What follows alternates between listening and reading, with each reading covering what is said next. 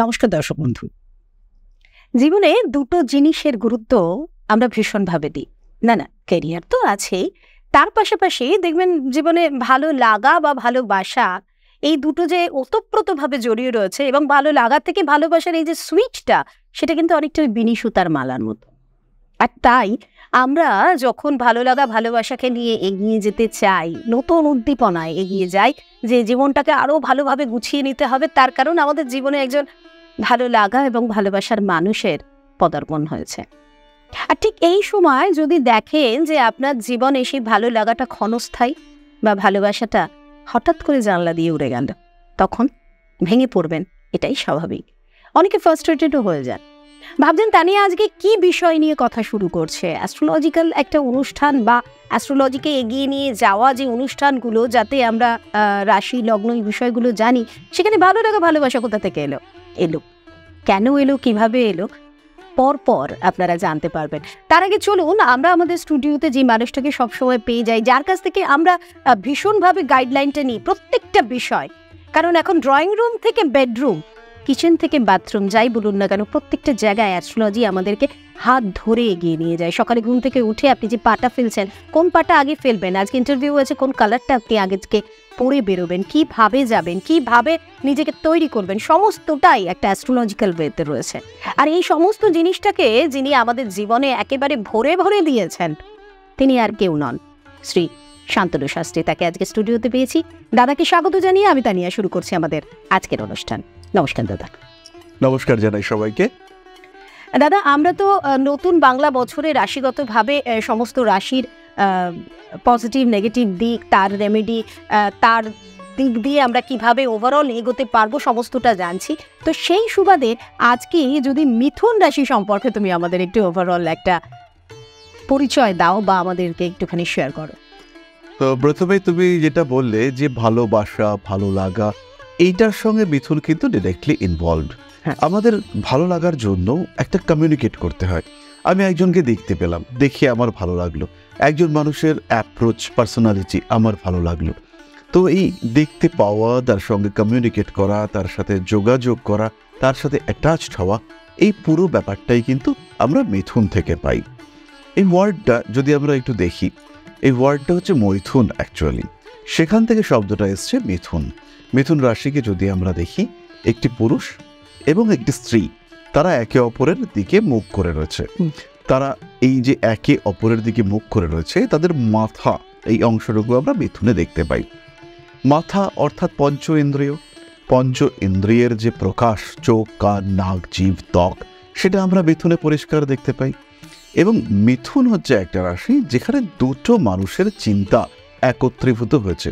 মিথুন এমন একটা রাশি যেখানে একটা মানুষ আরেকটা মানুষকে স্পেস দিচ্ছে, এরকমটাই আমরা মিনেও দেখতে পাই, কিন্তু সেখানে মানুষ নয়। ফলে মিথুনের বুদ্ধিমত্তা, বিশ্লেষণী ক্ষমতা, বিভিন্নভাবে একটা ইভেন্টকে চিন্তা করবার যোগ্যতা, এটা অন্যদের থেকে অনেক বেশি। মিথুন ভীষণ রকম অ্যানালাইটিক্যাল, ক্রিয়েটিভ, তার সঙ্গে সঙ্গে মিথুনের শেখার ক্ষমতা রয়েছে। সমস্যাটা হলো মিথুন হচ্ছে বায়ুতত্ত্বের রাশি। ফলে কোনো একটা বিষয়ে সাস্টেইন করে থাকা, সেখানে লেগে থাকা, কন্টিনিউইটি মেনটেন করা, এই জায়গাটাতে মিথুন কিন্তু চঞ্চল হয়ে পড়ে। ফলে তার যে টোটাল স্ট্রেংথ, সেটাকে ইউটিলাইজ করা, তাকে বাস্তবায়িত করা এবং সেখান থেকে নিজের জীবনকে উন্নততর করা, মিথুন এখানে পিছিয়ে যাচ্ছেন। ফলে মিথুন রাশি বা লগ্নের মানুষ, তাদেরকে সিস্টেমেটিক হতে হবে, নিজেকে জানতে হবে এবং এমন একজন মানুষকে সঙ্গে রাখতে হবে যে তার ভুলগুলোকে ধরিয়ে দিতে পারে, তার প্রবলেমগুলোকে রেকটিফাই করতে পারে। এবং যখন তার এই প্রবলেমগুলোকে সে নিজেই রেকটিফাই করতে পারবে, তখন কিন্তু মিথুনের অ্যাপ্রোচ, মিথুনের গ্রোথ, সেটা কিন্তু আনলিমিটেড। সেখানে কিন্তু একদম আনকন্ট্রোলড গ্রোথ আমরা দেখতে পাবো, হিউজ সাকসেস সেটা অ্যাচিভ করতে পারবেন মিথুন। আর মিথুন রাশির যে জাতক জাতিকা রয়েছে, এই বাংলা নতুন বছরে তাদের চাকরিগত দিকটা কেমন যাবে? 1432 আসছে, ইতিমধ্যেই আমরা জানি 2025-এ আমরা পরিবর্তন দেখতে পাবো। তার মধ্যেই এই 1432 শুরু হচ্ছে একাদশে রবিকে নিয়ে। ঠিক 14ই মে, মানে জ্যৈষ্ঠ মাস শুরু হতে হতেই বৃহস্পতি মিথুনে চলে আসছে, দশমপতি লগ্নে আসছে, কর্ম হবে, এখানে কোনো সংশয় নেই, কোনো সন্দেহ নেই। মিথুন রাশি বা লগ্নের মানুষ চাকরি করতে চাইছেন, চাকরি নেই, তিনি চাকরি পাবেন। মারাত্মক খারাপ, ভয়ঙ্কর, সাংঘাতিক যদি কোনো দশা চলে, 4টে বিশেষণ, সেই ক্ষেত্রে অন্য কিছু হতে পারে। বাট জেনারেলি যদি আমরা একবার ভাবি, মিথুন চাকরি পাচ্ছেন, তার চাকরির স্টেবিলিটি ফ্যাক্টর বাড়তে দেখতে পাওয়া যাবে এবং চাকরির পরিবর্তনশীলতা, আমি আজকে কোনো একটা পোস্টে রয়েছি, সেখান থেকে বেটার পোস্টে গেলাম, কোনো একটা জায়গায় কোনো একটা রোলে আমি চাকরি করছি, তার থেকে অন্য একটা জায়গায় অন্য একটা রোলে আমি নিজেকে ইমপ্রুভ করলাম। এই জিনিসটা আমরা মিথুনের ক্ষেত্রে দেখতে পাবো। প্রথম মাসটাকে আমরা যদি ছেড়ে দিই, তাহলে তারপর থেকে প্রায় সারা বছরই আমরা কর্মক্ষেত্রে ইমপ্রুভমেন্ট দেখতে পাবো। ইন্টারভিউর ক্ষেত্রে সাকসেস আসবে। এই ক্ষেত্রে একটি বিষয় আমি বলবো, মিথুনের 10th হাউসে শনি থাকছে সারা বছর, এক্ষেত্রে স্টেবিলিটি ফ্যাক্টর বাড়বে। কিন্তু 9th হাউসে রাহু, সে কিন্তু শত্রুতা বাড়াবে, আপনার ডেভেলপমেন্ট হবে এবং তার সঙ্গে সঙ্গে 9th হাউসে রাহু আপনাকে দেখে সহ্য করতে পারছে না, আপনার হলো তার হলো না, তাই নিয়ে গবেষণা করছে, আপনার সম্পর্কে বসের কাছে বলছে, নিম্নস্তরীয় কর্মচারীদের মধ্যে অশান্তি সৃষ্টি করছে।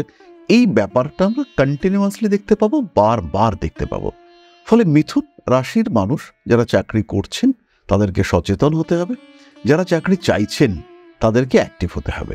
সেই ক্ষেত্রে জীবন কিন্তু অনেকটাই স্মুথ, অনেকটাই সচ্ছল, অনেকটাই স্বচ্ছন্দ হয়ে উঠবে। আর মিথুন রাশির যেসব জাতক জাতিকারা ধরুন বিজনেস করেছে, নতুন করে শুরু করতে চাইছে না, কিন্তু সেটাকে আরো বেশি তার গ্রোথটা বাড়াতে চাইছে, মিথুন রাশিটাই হচ্ছে বুধের রাশি। বুধ ইন্ডিকেট করে হিসেব, আর হিসেব মানেই ব্যবসা, যেখানে কোনো সিস্টেম নয়, আমি যতটা চাইছি বাড়াতে পারি। এইটা হচ্ছে বায়ুর বৈশিষ্ট্য। বায়ু যে জায়গায় থাকে পুরো জায়গাটাকে অধিকার করে। ফলে বায়ু তত্ত্বের দত্তক প্রকৃতি মিথুন, সে নিজেকে চেনে এবং নিজেকে কতটা বাড়াতে পারবে সেটাও সে বোঝে। এই অবস্থায় মিথুন, সে হচ্ছে ব্যবসারী রাশি।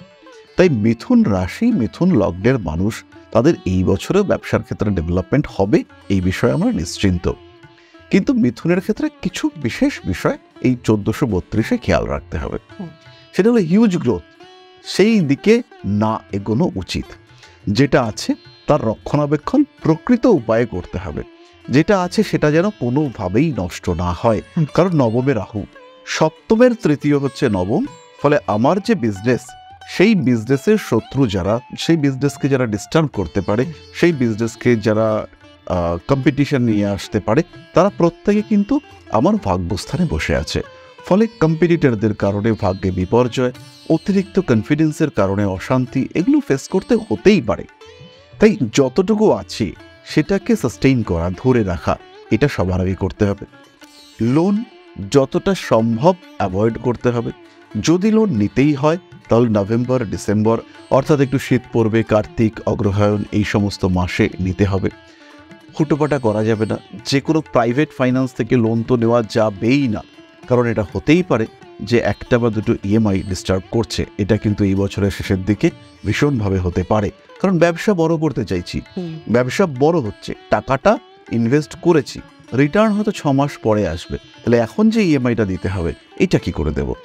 জাস্ট 3-4 দিন আগে আমরা ভিজিট করেছিলাম এক ভদ্রলোকের বাড়িতে।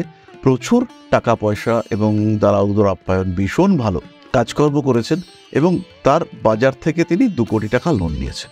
তিনি তার হিসেবে নিশ্চিত যে 2 কোটি টাকার ইএমআই আমার কাছে কোনো ব্যাপার না, কিন্তু কাজটা রোল হচ্ছে না, একটা সিগনেচার হয়নি, তার কারণে কাজটা স্টপ হয়ে রয়েছে। এবং তিনি বুঝতে পেরেছেন যে 6 মাস তাকে ইএমআই টানতে হবে। বিজনেস রান করলে তার মান্থলি 15 লাখের আর্নিং রয়েছে, কিন্তু এখন যখন বিজনেস রান করছে না, 5 লাখ টাকার ইএমআই দিতে তার কিন্তু অবস্থা খুব খারাপ। এবং তার একটা সাইট, তার একটা কোম্পানি, সেটাকে স্টপ রাখতে হয়েছে। যে কি করে তিনি ইএমআই দেবেন এটা তিনি বুঝতে পারছেন না, এবং তিনি এটাও চাইছেন যে তার একটা সাইট, সেটাকে তিনি সেল করে দেবেন। ফলে তার হাতে তৈরি করা জিনিস তার এই বড় করার চক্করে কিন্তু বিভ্রান্ত হতে চলেছে, ডিস্টার্ব হতে চলেছে। এই দিকগুলোকে দেখতে হবে, এই দিকগুলো মিথুনকে দেখতে হবে। এবং বছরের প্রথম 8-9 মাস এই সময়টা কিন্তু খুব সাবধান মিথুনকে থাকতে হচ্ছে। আর যারা সেলফ এমপ্লয়েড রয়েছে তাদের জন্য কি বলবেন? যারা সেলফ এমপ্লয়েড রয়েছে, যারা আমাদের মতন জ্যোতিষ চর্চা করছেন, এবং স্পেশালি একটা গোষ্ঠীর কথা আমি তো বলবোই, যারা প্রাইভেট টিউশন করছেন, যারা পড়াচ্ছেন বিভিন্নভাবে, সোশ্যাল মিডিয়াতে এখন পড়ানো ব্যাপারটা খুব জনপ্রিয়। করোনা পরবর্তী সময়ে অনলাইন এডুকেশন এটা ভীষণ জনপ্রিয় হয়েছে। যারা এই টিউশন ওরিয়েন্টেড কাজকর্ম করেন, তাদের ক্ষেত্রে একটা নতুন মাত্রা সৃষ্টি হবে, তাদের বিজনেসটা কিন্তু একটা আলাদা লেভেলে যাবে। যারা অ্যাস্ট্রোলজি প্র্যাকটিস করছেন তাদের ক্ষেত্রেও ভালো, কিন্তু হিউজ গ্রোথ তারা করতে পারছেন না, তাদের ক্ষেত্রেও স্টেবিলিটি ফ্যাক্টর বাড়তে দেখতে পাওয়া যাবে। এজেন্সি ওরিয়েন্টেড কাজকর্ম যারা করেন এবং যাদের অনেকজন সঙ্গী সাথী রয়েছেন, তাদের ক্ষেত্রে কিন্তু ডেভেলপমেন্ট দেখতে পাওয়া যাবে, এবং এই ডেভেলপমেন্টটা করাবে নবম ভাবস্থ রাহু। রাহুর কারণে তারা এগিয়ে যাচ্ছেন, রাহুর কারণে তাদের ইমপ্রুভমেন্ট দেখতে পাওয়া যাবে, এবং বেশ স্টেবল ডেভেলপমেন্ট, স্টেবল গ্রোথ, এইটা কিন্তু আমরা তাদের ক্ষেত্রে দেখতে পাবো, নিশ্চিন্তে নির্দ্বিধায় দেখতে পাবো। রাহু এগিয়ে দেবে, হাতে টাকা পয়সাও আসবে। এবার বৃহস্পতিকে কাজে লাগিয়ে সেখানে স্টেবিলিটি ক্রিয়েট করাতে হবে। গোল্ড কেনা যেতে পারে, কাঁচা হলুদ ডেলি খাওয়া যেতে পারে, এবং বৃহস্পতি যখনই স্টেবল হবে তখন কিন্তু তাদের গ্রোথটা কন্টিনিউয়াসভাবে ধরে রাখা যাবে। আর ওভারঅল যদি আমরা একটা রেমেডির কথা বলি বা রেমেডি জানতে চাই, সেই বিষয়টা যদি একটু বলেন। মিথুন রাশি বা লগ্নের মানুষদের জন্য একটা অটোমেটিক প্রিকশন সিস্টেম এই বছরে কিন্তু কাজ করবে। কি সেটা? সেটা হচ্ছে বৃহস্পতি মিথুনে থাকবে আর রাহু তার ঠিক নবমে কুম্ভে থাকবে। এটা 18ই মের পর থেকে থাকবে, এবং মোটামুটি প্রায় 1 বছর আমরা এটাকে দেখতে পাবো। ফলে এই বছরটা মিথুন কিন্তু একটা প্রোটেক্টিভ শিল্ডের মধ্যে রয়েছেন। এগিয়ে যাওয়ার জন্য এনার্জি লেভেল সেটা যতটা হাই, তার সঙ্গে সঙ্গে কন্ট্রোলিং সিস্টেম সেটাও যথেষ্ট সাপোর্টিভ। ফলে মিথুনের যে বিরাট রেমেডি এই বছর লাগছে সেটা কিন্তু নয়। তথাপি আমি বলবো যে যারা চাইছেন একটু এগিয়ে যেতে, বা যারা এগিয়ে গিয়েছেন তারা সেটাকে সাস্টেইন করতে চাইছেন, স্টেবিলিটি বাড়াতে চাইছেন, তাদের ক্ষেত্রে অবশ্যই অ্যাস্ট্রোলজারের সঙ্গে কথাবার্তা বলা দরকার। কারণ কোনো একটা রেমেডি দেওয়া মানেই তার যে রাশিচক্র রয়েছে সেখানে একটা ইমব্যালেন্স ক্রিয়েট করা। তো সেই জায়গাটাকে যদি আমরা স্টেবল করতে চাই, সেই জায়গাটাকে যদি আমরা ঠিকঠাক রেমেডি দিতে চাই, সেই ক্ষেত্রে অবশ্যই আমরা জ্যোতিষের সঙ্গে পরামর্শ করব। কিন্তু যদি নিজেরাই দিতে চাই, সেই ক্ষেত্রে বেস্ট রেমেডি হচ্ছে গ্রিন অ্যাভেঞ্জরি। তার সঙ্গে সঙ্গে অবশ্যই 4মুখী রুদ্রাক্ষ। যারা পড়াশুনো করছে তাদের ক্ষেত্রে গণেশ রুদ্রাক্ষ তারা নিতে পারে, এটা ভীষণ সাপোর্টিভ এবং এসেনশিয়াল। যারা এই বছর কোনো পরীক্ষা দেবে, যারা কোনো এন্ট্রান্স এক্সামিনেশন দিতে চলেছে, তাদের ক্ষেত্রে গণেশ রুদ্রাক্ষ ভীষণ ভীষণ সাপোর্ট দেবে। এছাড়াও যাদের ফাইন্যান্সিয়াল স্ট্রেস কাজ করছে, আর আরেকটি বিষয় আমি বলবো, সেটি হচ্ছে নজরের কারণে ব্যবসা পেশা সেখানে বাধা আসছে। খুব ভালো বিক্রি হচ্ছে, পাশের দোকানদার এসে বললো, ও বাবা 40 কিলো চাল বিক্রি হলো, পরের দিন থেকে 4 কিলোও বিক্রি হচ্ছে না। তো এই যে নজর, কুনজর, এইটা থেকে বাঁচার জন্য ব্ল্যাক অবসাইডিয়ান বলে একটা স্টোন রয়েছে, ক্রিস্টাল, সেটা ব্রেসলেট হিসেবে পরা যেতে পারে। আর লাভা স্টোন, এইটাকেও ব্রেসলেট হিসেবে পরা যেতে পারে। এই ব্ল্যাক অবসাইডিয়ান এবং লাভা স্টোন, এই দুটোর কম্বিনেশন কিন্তু এই ধরনের নেগেটিভিটিগুলো থেকে দূরে সরিয়ে রাখবে। আমরা সবসময় জানতে চাই যে কোথায় গেলে শ্রী শান্তনু শাস্ত্রীকে পাবো, এবং আমি তা নিয়ে আপনাদেরকে সবসময় এই ব্যাপারটি কিন্তু হেল্প করি। আর এই ব্যাপারটা হেল্প করার পেছনে কিন্তু যে কারণটা থাকে সেটা হচ্ছে আপনাদের ভালো থাকা।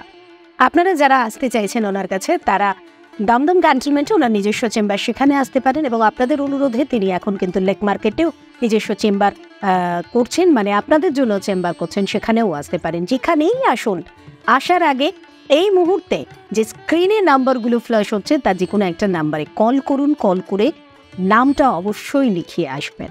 পড়াশোনার ক্ষেত্রে একটা কথা একটু জানিয়ে রাখি, যে জানার কোনো শেষ নেই, তাই আমরা সবসময় জানতে চাই, এবং যে কোনো বয়সে এই জানাটা জানা যায়, জানেন তো। যদি মনে করেন যে অ্যাস্ট্রোলজি সম্পর্কে আপনার ভীষণ আগ্রহ, কিন্তু সময়ে আপনি জানতে পারেননি, তখন হয়তো অনেক দায় দায়িত্ব ছিল, কিন্তু এখন আপনার কাছে অফুরন্ত সময় রয়েছে, এখন আপনি শিখতে চাইছেন, জানতে চাইছেন, তাই এই বিষয়গুলো সম্পর্কে যদি জানতে চান, যার মধ্যে বাস্তু আছে, হস্তরেখা আছে, সংখ্যাতত্ত্ব আছে, এই সমস্ত বিষয়গুলোকে একসাথে একই ছাদের তলায় একই কোর্সের মাধ্যমে শ্রী শান্তনু শাস্ত্রী কিন্তু আপনাদের সামনে নিয়ে এসেছেন ঋষিবাণী ইনস্টিটিউটের হাত ধরে। আর তার সম্পর্কে আরও বিশদে যদি জানতে চান, দাদা তো আছেনই, চলুন না দাদার কাছ থেকে শুনে নিই। বিগত 10 বছর ধরে আমরা পড়াচ্ছি, তো এর ফলে আমরা যেটা ফিল করেছি যে একটা প্রপার সিস্টেমেটিক সিলেবাস এটা অ্যাস্ট্রোলজিতে দরকার। তো যথেষ্ট চেষ্টা করে আমি এবং আমাদের যারা টিচার রয়েছেন, আমরা একটা সিলেবাস ডিজাইন করেছি। তো এই কারিকুলামটাতে যেমন জেনারেল ভেদিক অ্যাস্ট্রোলজি রয়েছে, ট্র্যাডিশনাল অ্যাস্ট্রোলজি, আমি এটাকে নাম দিয়েছি মডার্ন ট্র্যাডিশনাল অ্যাস্ট্রোলজি। একদম পারাশারিয়ান সিস্টেম থেকে একটু চেঞ্জ করে কোথাও আমরা অ্যাপ্লাই করেছি কিছুটা ভৃগুনন্দিনারী, কোথাও আমরা কৃষ্ণমূর্তি সিস্টেমের কোশ্চেনিয়র বা রিলেশনশিপ সিস্টেমগুলোকে অ্যাপ্লাই করেছি, কোথাও ওভারল্যাপিং, কোথাও আমরা ব্যবহার করেছি প্ল্যানেটারি প্রোগ্রেশন। ফলে মডার্নাইজড অ্যাস্ট্রোলজি এবং তার সঙ্গে বাস্তুশাস্ত্র, হস্তরেখা, সংখ্যাতত্ত্ব এর কম্বিনেশন ক্রিয়েট করেছি আমরা। এর ফলে যিনি শিখছেন তার শেখাটা কিন্তু কম্প্যাক্ট হচ্ছে। যখন তিনি প্র্যাকটিস করতে যাচ্ছেন সেই সময় তার প্র্যাকটিসিংটাও পারফেক্ট হচ্ছে। একজন ক্লায়েন্ট যেভাবেই চেম্বারে আসুন না কেন, তার কম্প্যাক্ট সলিউশন সেটা কিন্তু তিনি অ্যাস্ট্রোলজারের কাছ থেকে পাচ্ছেন। যে অ্যাস্ট্রোলজার বলবেন যে আমি তো হাত দেখি, আমি তো ছক দেখতে পারি না, আবার আমি তো ছক দেখি, আমি তো বাস্তু জানি না। কিন্তু এখানে যে সমস্ত অ্যাস্ট্রোলজাররা শিখছেন তাদের কাছে কিন্তু কম্প্যাক্ট এবং ম্যাক্সিমাম নাম্বার অফ টুলস আছে। ফলে তারা প্রত্যেকটি জায়গার মধ্যে সমন্বয় সাধন করতে পারছেন। আর একটা মানুষের ওভারঅল ডেভেলপমেন্টে অ্যাস্ট্রোলজিক্যাল সাপোর্ট ক্রিয়েট করা, সেটা তারা খুব সাধারণভাবে সাবলীলভাবে নির্দ্বিধায় করতে পারছেন। ফলে ক্লায়েন্ট হ্যাপি হচ্ছে, ক্লায়েন্ট স্যাটিসফ্যাকশন কমপ্লিট হচ্ছে এবং ক্লায়েন্ট উপকৃত হচ্ছেন। তাহলে দেরি কিসের? আসছেন তো? আপনার জন্য কিন্তু আমরা অপেক্ষায় আছি। আমরা আমাদের তরফ থেকে এক পা এগিয়ে দিয়েছি, বাকিটা আপনার ইচ্ছা শক্তি। যদি ইচ্ছা শক্তি থাকে নিজেকে ভালো রাখার, নিজের পরিবারকে ভালো রাখার, নিজের ক্যারিয়ারটাকে আরো বুস্ট আপ করার, তাহলে অবশ্যই শ্রী শান্তনু শাস্ত্রীর সাথে আজই যোগাযোগ করো। নমস্কার। নমস্কার। জয় মা আদিশক্তি।